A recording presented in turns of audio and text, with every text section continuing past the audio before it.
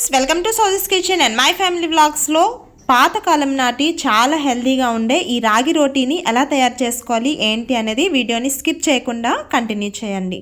ముందుగా 1 కప్పు వరకు రాగి పిండిని తీసుకోవాలి. కొంతమంది రాగి పిండి అంటారు, అలాగే శ్రీకాకుళం సైడు సోడిపిండి కూడా అంటారు అనమాట. సో దీన్ని ఒక విధంగా జల్లించుకోవాలి.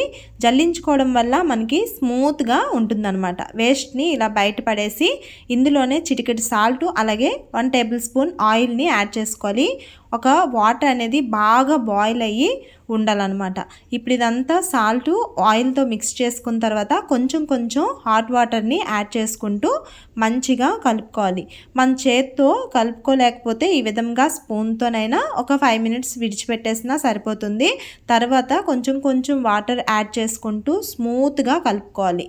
ఎంత వీలైతే అంత స్మూత్గా కలుపుకుంటే మనకి బ్రేక్ అవ్వకుండా పర్ఫెక్ట్గా రోటీ అనేది వస్తుందన్నమాట. సో ఇలాగా నచ్చిన సైజులో రౌండ్గా చేసుకొని పక్కన పెట్టుకోవాలి. తర్వాత కొంచెం రాగి పిండిని తీసుకొని స్లోగా మనం చపాతీ ఏ విధంగా అయితే చేసుకుంటామో అదే విధంగా చేసుకోవాలి. కాకపోతే దీన్ని చాలా స్మూత్గా హ్యాండిల్ చేయాలన్నమాట. కొంచెం గట్టిగా ప్రెస్ చేసి చేయడం వల్ల బ్రేక్ అయిపోతుంది. పైన ఇలా నార్మల్గా ఈ విధంగా చేసుకొని పెనం హీట్ అయిన తర్వాత వేసుకోవాలి.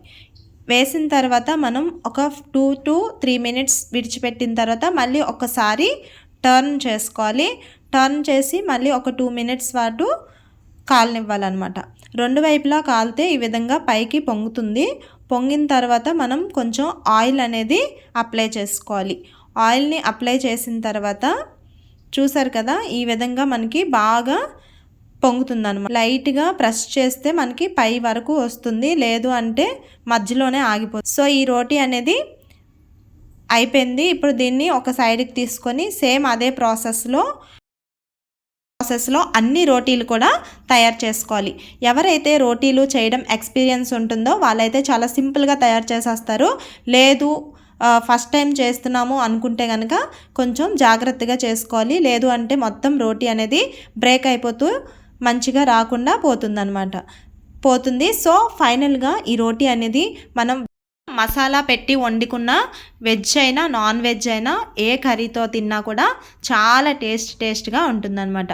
సో మరి మీకు ఈ వీడియో కనుక నచ్చినట్లయితే ఇంకా మరిన్ని వీడియోస్ కోసం నా ఛానల్ని సబ్స్క్రైబ్ చేసుకోండి. అలాగే మీకు వీడియో నచ్చినట్లయితే ఒక లైక్ చేయండి.